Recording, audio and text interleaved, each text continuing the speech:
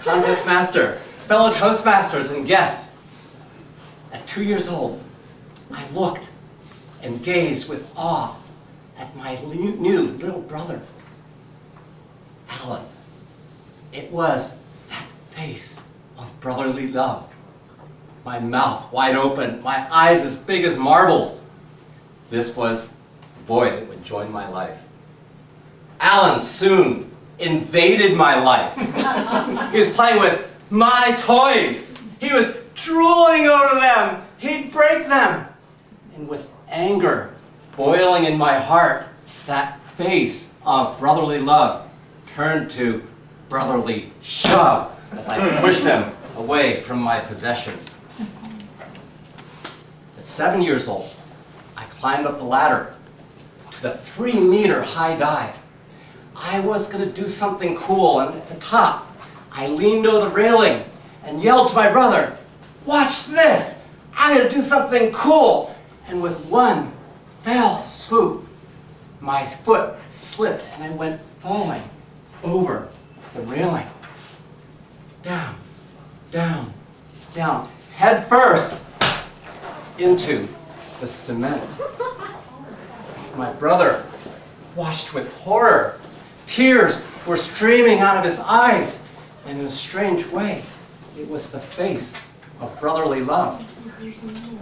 He went crying uncontrollably to get my mother. "Mom, Big Brother's fallen from the high dive." In the hospital, my father, a doctor, looked at the x-rays and wept. I had a crack, a fractured skull from the top of my head to my forehead. I lay there with IV needles in my arms, ice packs around my head, and the pain would come wave after wave between the shots of morphine they gave me to ease my pain. But I was getting better. In a few days, my delighted father said to me, "Lester, if there's anything you want, anything, I'll buy it for you." Oh boy! I thought about the Sears catalog and the mini motorcycle. It was my dream. But the words that blurted out of my mouth was, "I want to see my brother, Alan." My dad wept again. His son, who was always arguing and fighting with his little brother, in his darkest hour, wanted to see his brother. I got my wish. My brother came. My face lit up. His face lit up. It was the face of brotherly love.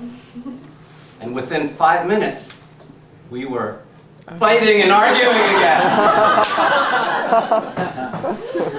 In our teen years, my family moved to northern Canada, 1,000 kilometers north of Vancouver. We had no electricity. We had no TV. We had no running water. We had no flush toilets.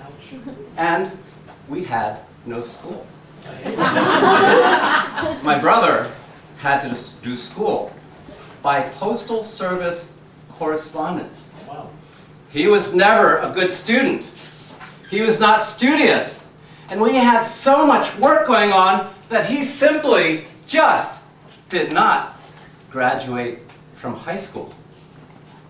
It wasn't until he was 25, just married, that he got the idea he's going to be a doctor.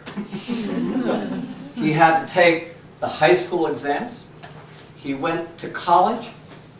His wife and he struggled as they gave birth to 2 children, with schooling and having to support the family. He graduated with honors. He went on to medical school. He did a fellowship at Stanford University. And today, he is an accomplished microplastic surgeon, specialist in facial reconstruction and hand reconstruction. The pride that I have when I talk about my brother, Dr. Alan Lin, is the face of brotherly love. My brother, one day, got his dream. But me, I was riding a motorcycle in Taiwan, going too fast. And I had a horrible accident.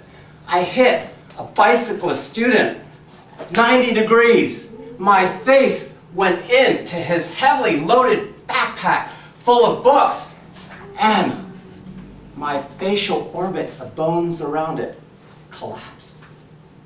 My face was broken in 3 places. It made me sick when I looked in the mirror. It was caved in. This ball could have fit easily into the orbit that it caved in.